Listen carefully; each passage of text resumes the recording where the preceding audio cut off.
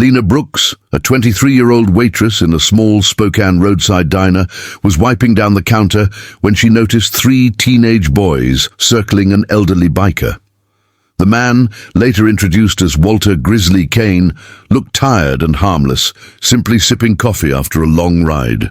The teens mocked his leather vest and laughed at his shaky hands. Their taunts grew louder, and one boy kicked his cane. The entire diner pretended not to see, but Lena couldn't.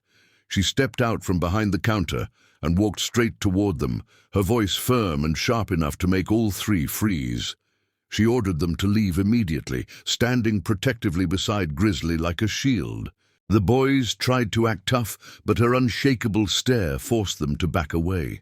Grizzly whispered a soft, "Thank you," his voice trembling with embarrassment and relief. Lena smiled, offering him a refill on the house, trying to bring dignity back to a moment stripped of it by careless cruelty. But her boss stormed out from the kitchen, furious. Instead of supporting her, he accused Lena of creating a scene and scaring customers. In front of everyone, he fired her on the spot. Lena swallowed her anger, walked out with quiet pride, unaware that Grizzly had already taken out his phone and sent a message that would soon shake the entire town. Just 2 hours after Lena left the diner, a deep rumble echoed down the highway. At first, it was one bike, then 5, then dozens. Within minutes, over 100 motorcycles had filled the parking lot, chrome gleaming and engines roaring.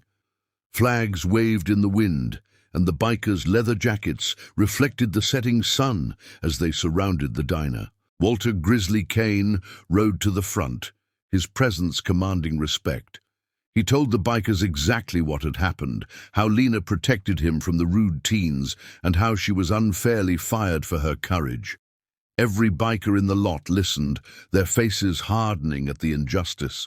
Some revved their engines, others cracked knuckles, silent warnings to anyone who thought they could cross her. The diner owner came out, pale and shaking, realizing the full weight of the situation. The bikers demanded an apology and immediate reinstatement of Lena. Cameras and phones recorded the confrontation as customers watched, stunned. Lena, standing tall, felt a mix of fear and pride. She hadn't expected this overwhelming show of support. Finally, Grizzly offered Lena a new opportunity, managing the bikers' recently opened café in town. After a moment's hesitation, she agreed, and the bikers cheered. Engines roared in approval, echoing across the streets.